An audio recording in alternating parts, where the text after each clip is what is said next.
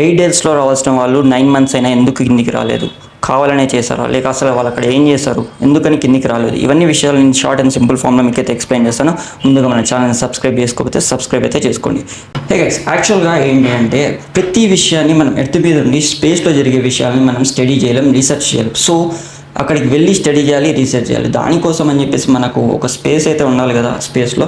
So దానికోసం అని చెప్పేసి మన వాళ్ళు ఒక స్పేస్ స్టేషన్ అయితే తయారు చేస్తారు. అదే ఇంటర్నేషనల్ స్పేస్ స్టేషన్. దీన్ని 5 కంట్రీస్ కలిపి తయారు చేస్తాయి.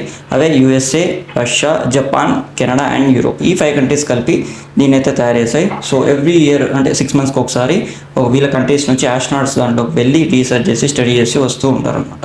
ఇది మెయిన్గా ఎర్త్ నుంచి 400 కిలోమీటర్స్ అబోవ్ స్పేస్లో ఎర్త్ చుట్టూ 28,000 కిలోమీటర్స్ పర్ సెకండ్ స్పీడ్తో తిరుగుతూ రీసెర్చ్ అయితే చేస్తుంటుంది, స్టడీ అయితే చేస్తుంటారు అంట. అక్కడ ఆస్ట్రోనాట్స్ అయితే ఉంటారు. సో సింపుల్గా చెప్పాలంటే ఇది ఒక ఆస్ట్రోనాట్స్కి ఒక హోమ్ లాంటిది అని చెప్పొచ్చు. సో ఇప్పుడు దానికి ఇప్పుడున్న స్టార్ లైనర్కి ఏంటి సంబంధం అంటే నేను సింపుల్గా చెప్తాను. ఇప్పుడు ఎర్త్ నుంచి మనం ISS ఇంటర్నేషనల్ స్పేస్ స్టేషన్కి వెళ్ళాలి. సో దానికోసం అంటూ మనకు ఒక ట్రాన్స్పోర్ట్ కావాలి కదా ఆస్ట్రోనాట్స్ తీసుకెళ్ళడానికి. అండ్ వాళ్ళకి కావాల్సిన కార్గో అంటే ఫుడ్ ఇలాంటివి ఏమైనా ఉంటాయి కదా మెటీరియల్, అవన్నీ తీసుకెళ్ళడానికి ఒక స్పేస్ క్రాఫ్ట్ అయితే కావాలి. సో దాన్ని డిజైన్ చేయడానికి ఇప్పుడు వెళ్ళిందే ఈ స్టార్ లైన్ అనమాట. యాక్చువల్గా అంతకుముందుకు ఎలా వెళ్ళారని మీకు ఒక డౌట్ రావచ్చు. అంతకుముందుకు స్పేస్ షటిల్ అనేది ఒకటి ఉండేది నాసా వాళ్ళది. 2011లో దాన్ని షట్ డౌన్ అయితే చేశారు. అండ్ ఆ తర్వాత రష్యాకు చెందిన సయోజ్ అనే ఒక స్పేస్ క్రాఫ్ట్ అయితే యూజ్ చేస్తున్నారు 2020 వరకు. అండ్ 2014లో నాసా వాళ్ళు 2 కంపెనీస్కి కాంట్రాక్ట్ ఇచ్చారు.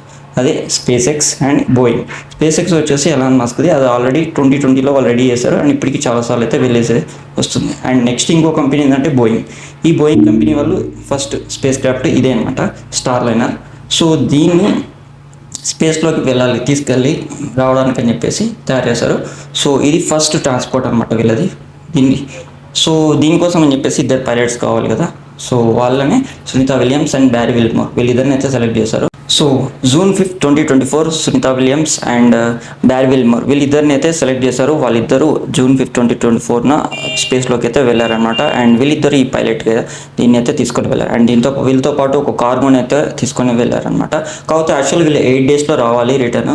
సో ఈ 8 డేస్ మిషన్ కాస్త 9 మంత్స్ పట్టింది. ఎందుకు అయిందంటే దానికి కొన్ని ప్రాబ్లమ్స్ అయితే వచ్చాయి. ప్రొపల్షన్ సిస్టంలో ప్రాబ్లమ్స్ వచ్చాయి. And thrusters failure and helium gas leakage, ఈ 3 ప్రాబ్లమ్స్. అసలు ఈ 3 ఏంటి అంటే నేను చెప్తాను. ప్రొపల్షన్ సిస్టమ్ అంటే మెయిన్గా మనకి ఇంజన్ ప్లస్ ఫ్యూయల్ ట్యాంక్ ఉన్నదాన్ని ప్రొపల్షన్ సిస్టమ్ అంటారు.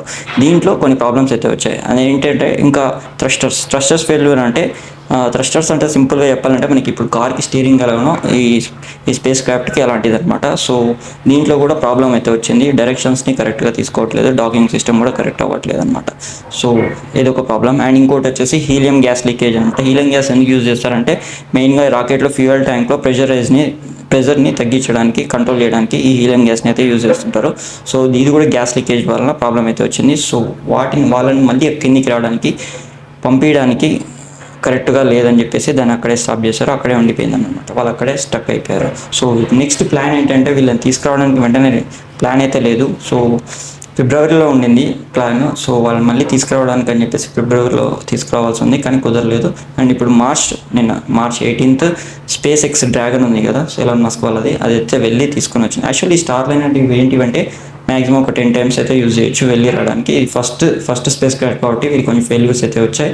సో దీన్ని ఎదుర్కొంటూ వాళ్ళు అక్కడే ఉంటూ కొన్ని రీసెర్చ్ అయితే చేశారు. అవన్నీ చేస్తూ ఈ 9 months అయితే అక్కడే ఉండి మొత్తం స్టడీ అయితే చేశారనమాట.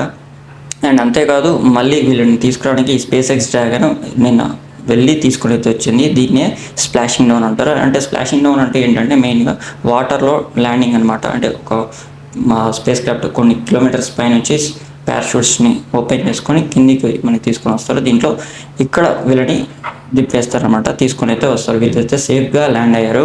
ల్యాండ్ అయినప్పుడు మీరు కూడా అబ్జర్వ్ చేయొచ్చు, ఇక్కడ స్పేస్ క్రాఫ్ట్ చుట్టూ డాల్ఫిన్స్ అయితే తిరుగుతున్నాయి. అండ్ సో ఇది మెయిన్ రీజన్ వాళ్ళు ఇలా స్టక్ అయిపోవడానికి కారణం. అండ్ ఇలాంటి వీడియోస్ కోసం మన ఛానల్ని సబ్స్క్రైబ్ అయితే చేసుకోండి. అండ్ డైలీ ఒక షార్ట్ ఫామ్లో మీకు సింపుల్గా స్వీట్గా ఎక్స్ప్లెయిన్ అయితే ఇస్తాను.